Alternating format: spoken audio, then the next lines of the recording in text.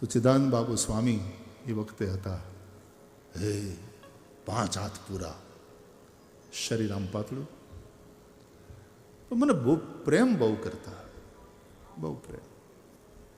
લગભગ 3 કથાઓ સત્સંગ આશ્રમમાં થઈ હશે એ વખતે.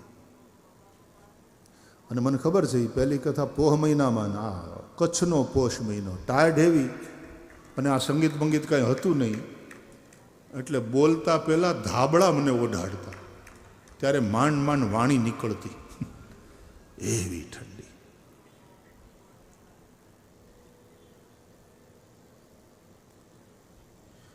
તો સ્વામીજી મારા ઉપર પ્રેમ બહુ, ગુસ્સાવાળો સ્વભાવ હતો સ્વામીજી. તમને બધાને તો ખબર જ હશે, તમે જોયા. સવારના 5:30 વાગે આશ્રમમાં બેલ વાગે જગાડવા માટે, બધાએ જાગી જવા. પણ સ્વામીજી તો વહેલા ઉઠી જાય ને. સ્વામીજી જો સવારના 5 વાગે એનો જે સેવક એના ઉપર જો ખીજાણા હોય, એને ક્રોધ આવ્યો હોય, ગુસ્સો આવ્યો હોય, તો એવા જોર જોરથી બોલે કે બેલ તેથી વગાડવાનો ન થાય. 5:30 એ 5 વાગે જ આશ્રમમાં બધા જાગી જાય.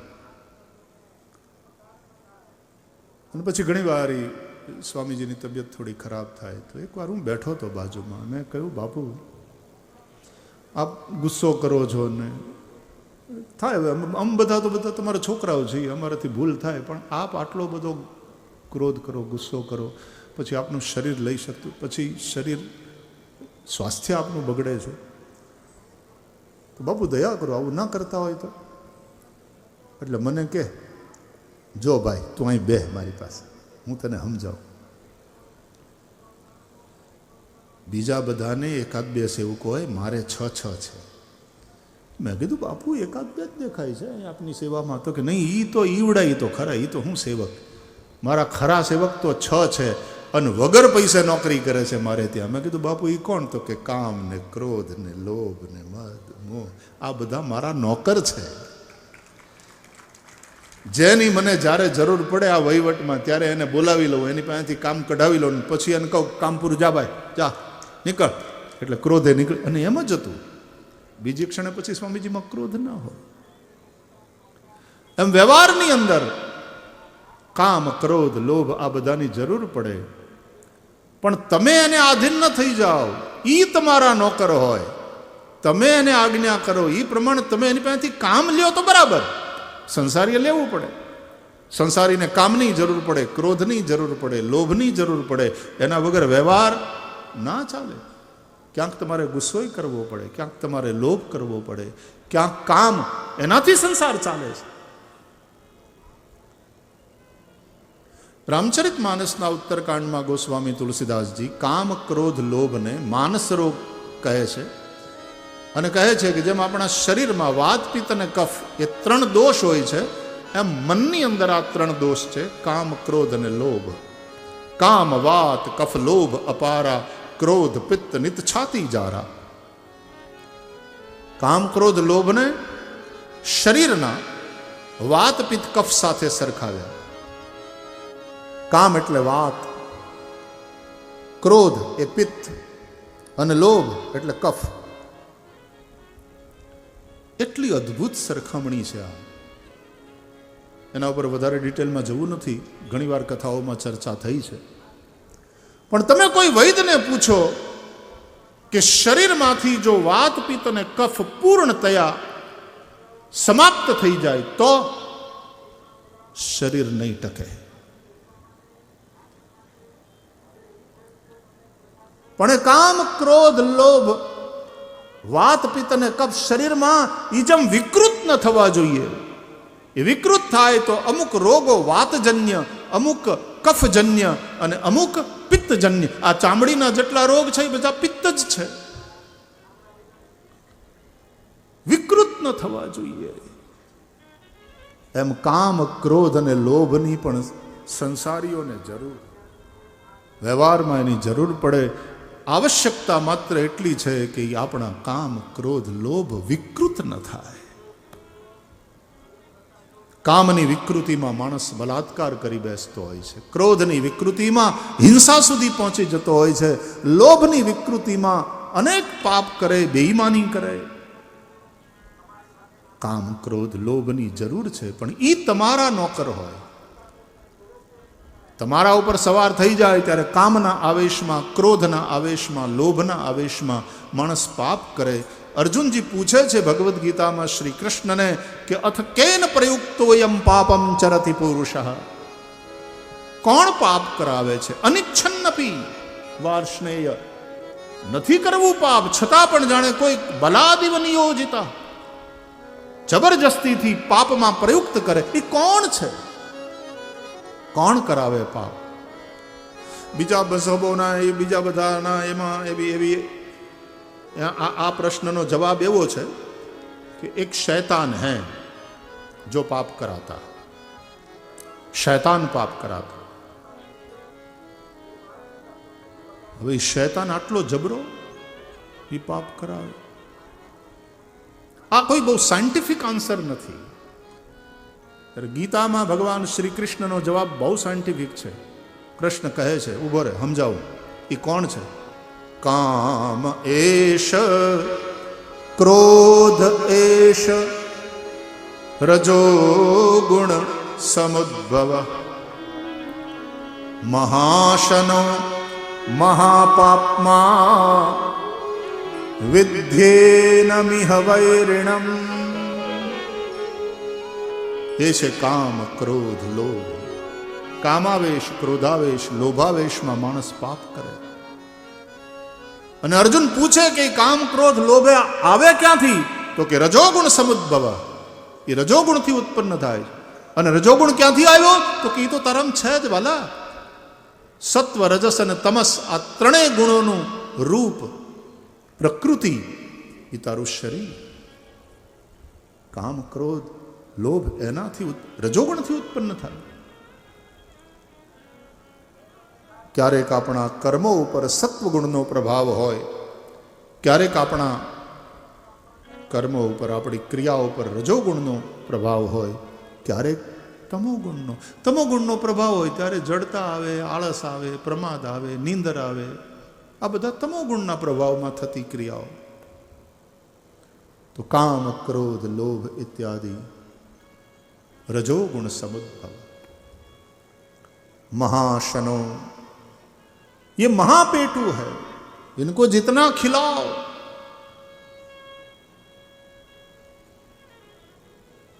ये कभी तृप्त होते नहीं. भागवत जी अंदर एक बहुत सरस दृष्टांत, भागवत तो भागवत क्या कहे. रोज आम स्वाध्याय करता होइए ने त्यारे अमुक श्लोको आम एनी वातो एवी आम एक श्लोक एम कहे छे कि अग्नि में थोड़ो थोड़ो थोड़ो घी होमता जाओ. अमरा ब्राह्मणों यज्ञ करावे ने स्वाहा स्वाहा, ये टीपा बे टीपा 5 टीपा घी स्वाहाकार साथे सरवाथी पड़े अग्नि में.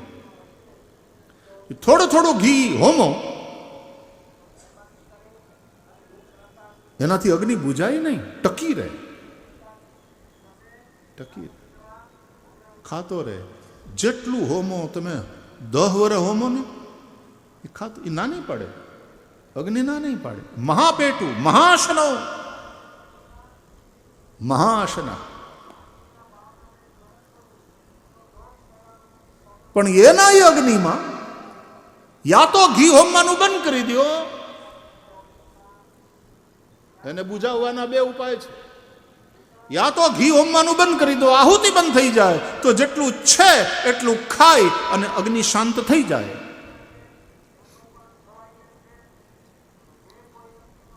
एमां थोड़ी वार लागे शांत थवा.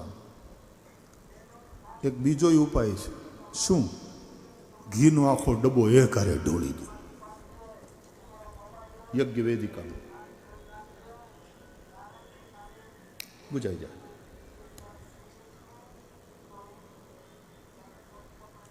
एम घणी वार एटला बधा भोगोनी अतिशयता थई जाए कि माणसने पछी भर्तृहरिने जेम वैराग्य थई गयो एम थई जाए. बहु थई गयो, જેની પાસે નથી ને એને જોઈએ એને થોડું જેમ જેમ મળતું જાય તેમ તેમ એનો અગ્નિ એના કામનાનો અગ્નિ ચાલુ જ રહે. 100 આપો તો 1000 જોઈએ, 1000 આપો તો લાખ જોઈએ, લાખ જોઈએ તો કોણ બનેગા કરોડપતિ. કરોડ મળ્યા તો હવે અબજ કેમ થાય? લોભ વધતો જાય. જીમી પ્રતિ લાભ લોભ અધિકારી. તો કાં તો આહુતિ આપવાનું બંધ કરી દો. ન જાતુ કામ કામાનામ ઉપભોગેન શામ્યતિ હવિષા કૃષ્ણવર્તમેવ ભૂજ એવાભિવર્ધતે. ભાગવતના 9મા સ્કંદમાં રાજા યયાતિનું નિવેદન. અને કાં આખો ડબ્બો ઘીનું આખું ટોપિયું, આખો ટોપ એક હારે હોમી દો, બુજાઈ જશે.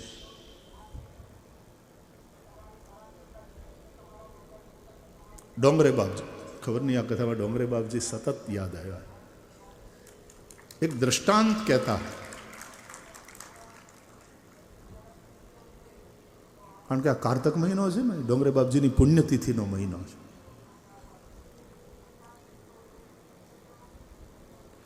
તો એક દ્રષ્ટાંત કહેતા, આમ તો ઘણીવાર બાપજીની સાથે કથામાં શ્રવણ કરવાનો એ રીતે લાભ, અને માલસરની કથામાં તો આખી કથામાં બાપજી સાથે રહેવાનો અને બાપજીને સાંભળવાનો લાભ મળ્યો. અને પછી અમે એકલા બેઠા હતા ત્યારે બાપજીએ જે વાતો કરી તો એ મારા જીવનનો એ ખજાનો છે. બાપજીએ જે કેટલી ડોંગરે બાપજીએ મને વાતો કરી, જે કેટલી મેરા આપના નિજી.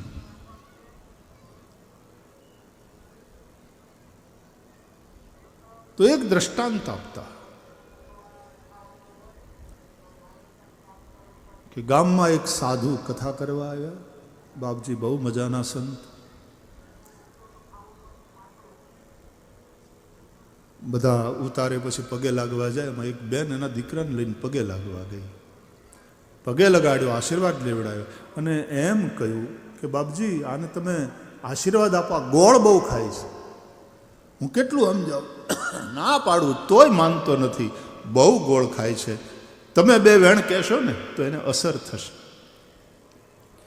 એટલે સંત થોડી વાર વિચારમાં પડ્યા. પછી બેનને કીધું, બેન એક કામ કર, હજી હું 7 દી અહીંયા છું, તો 7 દિવસ પછી મારી પાસે લઈ આવજે દીકરા. તો એ 7 દી કથા ચાલી. પૂર્ણાવતીમાં વળી પાછા બાપજી જવાની તૈયારી કરતા હતા. ઓલી બેન દીકરાને લઈને પહોંચી કે બાપજી આવડો ઓલો ગોળ ખાઈ બહુ, તમે કંઈ કીધું તું 7 દી પછી આવો. હા, છોકરો પગે લાગ્યો ને બાપજી માથે હાથ ફેરવીને એમ કીધું કે બેટા ગોળ બહુ નહીં ખાતો, ન ખવાય બેટા, વચ્ચે થોડો ખાઈ વાંધો નહીં, બહુ નહીં ખાવાનો બેટા. નહીં ખાય ને મારા દીકરા? ભલે નહીં ખાવ. તો ઓલી બેનને એમ થયું કે આ તો પહેલા દાડે કહી શકતા હતા, 7 દી પછી મને બોલાવી. આ જ વાત તમે પહેલા દાડે કહી શકતા હતા. તો સાધુ પુરુષ હાવ પારદર્શક, દંભ નહીં, એણે એમ કીધું કે બેન હું પહેલે દાડે કહી શકતો હતો પણ એની અસર ન થાત. કેમ? તો કે હું પોતે ગોળ બહુ ખાતો હતો બેન, મને પોતાને બહુ ગોળ ભાવે, હું પોતે બહુ ખાતો હતો. એ મારા બોલવાની અસર શું થાત? આ 7 દીમાં મેં ગોળ છોડ્યો અને પછી હવે એને આ ઉપદેશ કરવાને લાયક બન્યા પછી એને મેં સમજાયો, હવે એ નહીં ખાય. પહેલા આચરણ ને પછી ઉપદેશ. આચરણમાં ઉતારીને કે એમ નામ આચાર્ય. આચાર્ય ખાલી ડિગ્રી જ નથી. વિદ્યા પ્રાપ્તિના એ 4 ચરણ. ગુરુની પાસે જઈ એના શરણમાં બેસીને શ્રવણ, પછી મનન, પછી નિધિધ્યાસન, એટલે આચરણમાં લઈ આવવા, અને પછી ઉપદેશ. આ 4 ચરણ છે.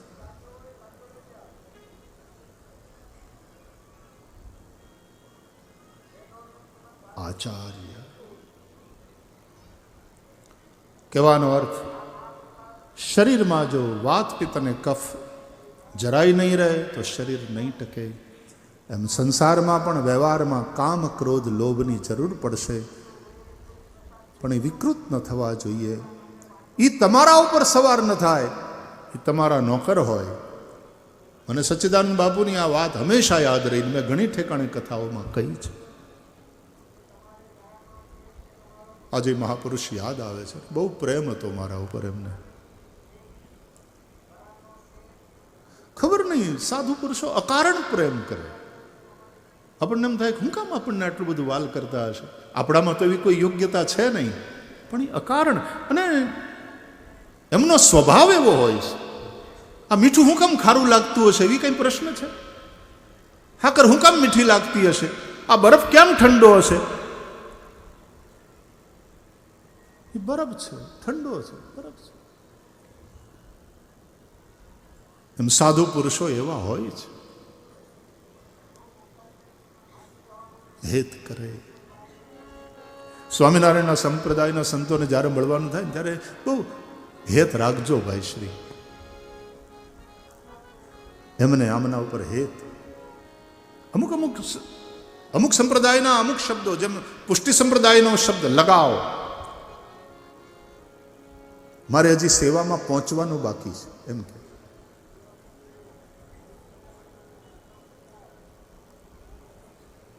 સ્વામિનારાયણ સંપ્રદાયના અમુક શબ્દ, દાખલા તરીકે દાખલો,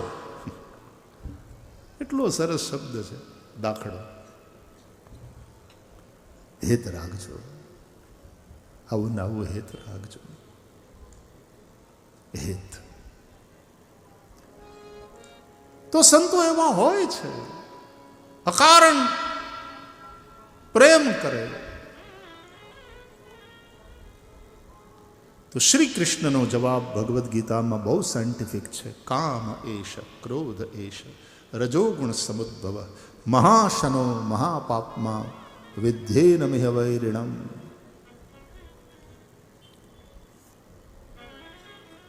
ભગવાનને ક્રોધ આવ્યો નહીં, ક્રોધને બોલાયો, ક્રોધ કર્યો, નાટક કર્યું, લીલા કરી, ગોળી ફોડી.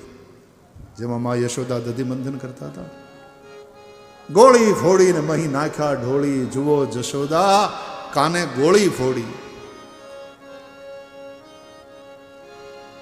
છાશ વહી ગઈ, માખન બિખર ગયા,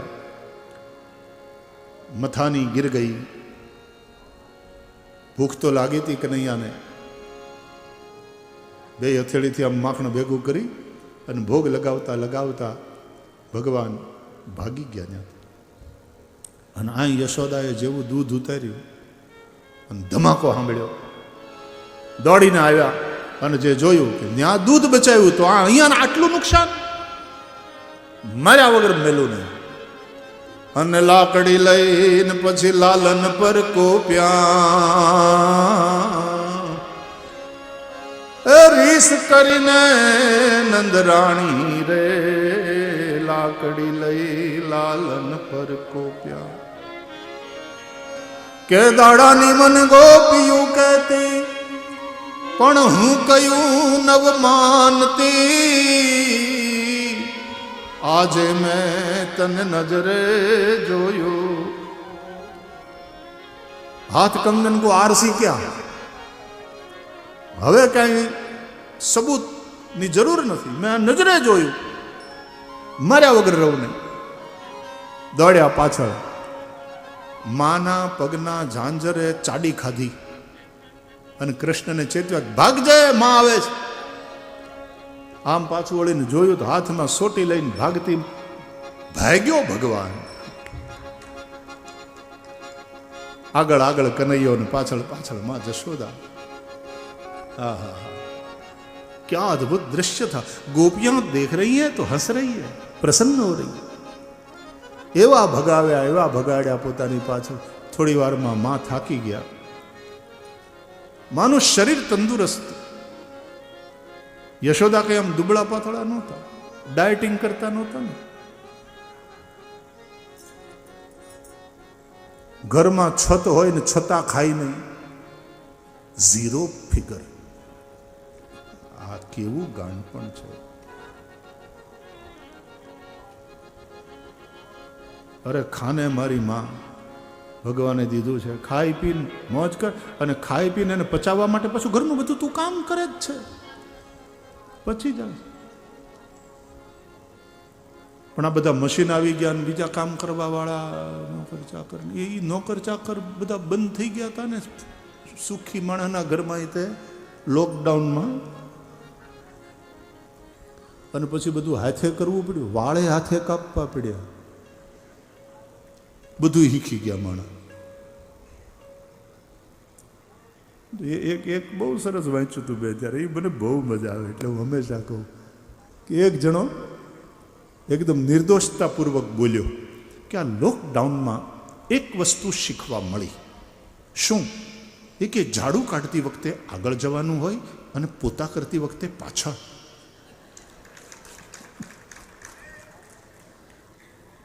બોલો, એને નવું શીખવા મળ્યું. કોઈ દી જોયેલું જ નહીં, કરેલું જ નહીં. અને બધું આવ્યું લોકડાઉનમાં માથે. લોકડાઉન ઘણું શીખવાડી, આ કોરોના ઘણું બધું શીખવાડી ગયું. એ કે ઝાડુ કરતી વખતે એટલું ઇનોસન્ટ છે આ, પણ બહુ સરસ. એ કે ઝાડુ કાઢતી વખતે આગળ વધવાનું હોય અને પોતું કરતી વખતે પાછળ જવાય. આમ કરતા કરતા કરતા પાછળ.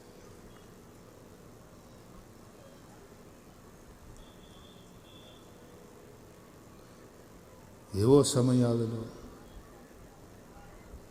મેં કીધું હતું ને, ઓલું જમવા બેઠો ને પછી પત્ની ઉપર ખીજાણો કે આ શું છે આમાં, તારે કંઈ કાંઈ કોઈ રસોઈમાં કોઈ સુગંધ આવતી નથી, નહીં તો તું રોટલી જ્યાં આમ ફૂલાવે ત્યાં સોડમ આવતી, દાળમાં કાંઈ દમ નથી, રોટલીઓ ખાઈએ તો એમ લાગે છે પૂઠા ચાવીએ છીએ, કોઈ સોડમ નથી ને કોઈ વાતમાં ખાવામાં કાંઈ દમ નથી.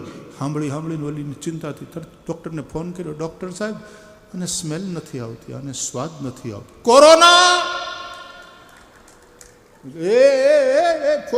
ફોન આ કોરોનાનું નથી, આ તારી રસોઈની હું ફરિયાદ કરું છું. એટલે આવું થયા પછી તો લોકોએ જે હોય ચૂપચાપ ખાઈ લેવાનું નક્કી કર્યું કે ફરિયાદ કરશું તો કદાચ ગાડી આવશે. રાધે રાધે, રાધે રાધે, શ્રી રાધે. માં થાકી ગયા, બેસી ગયા, રડવા માંડ્યા. બહુ છોકરા કવરાવે ત્યારે માં શું કરે બચાડી? બેઠી બેઠી રોવે. કૃષ્ણને દયા આવી, માની પાસે આવી, માના ગળામાં હાથ નાખ્યો, બીજે હાથે માના આંસુ લૂછે, પકડી લીધો. આમ તમે ગમે એટલા વાહે દોડશો નહીં પકડાય, પણ એક ઠેકાણે બેહીને એની યાદમાં આંસુડા સારશો તો એ પોતે આવીને ખોળામાં. આવું બને. માટે કબીર હસના દૂર કર, રોને સે કર પ્રીત, બિન રોએ કિત પાઈએ, પ્રેમ પિયારે મીત. કબીર જેવા નિર્ગુણિયા સાધુએ પણ પ્રેમની આવી વાત કરી. કથા છે કે કૃષ્ણને ખાંડણિયા સાથે બાંધ્યા યશોદાએ. દામોદર લીલા બાંધીને જતા રહ્યા. કૃષ્ણ રોતા રહ્યા.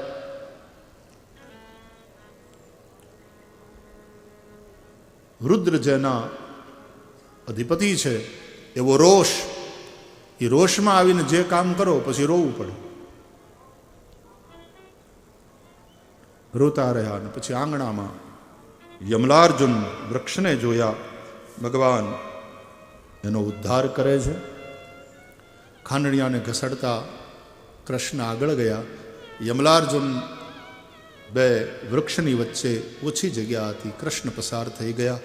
ખાંડણીઓ એમાં ફસાયો. કૃષ્ણ આગળ વધ્યા અને બંને વૃક્ષ મૂળમાંથી ખેંચાઈ ધરાશાયી થયા. એની અંદરથી બે દિવ્ય પુરુષો પ્રગટ થયા. એક કુબેરના પુત્ર રુદ્રના અનુચર નલકુબર અને મણિગ્રીવ નારદના શાપથી શાપિત થઈ અને વૃક્ષ યોનિમાં આવ્યા હતા.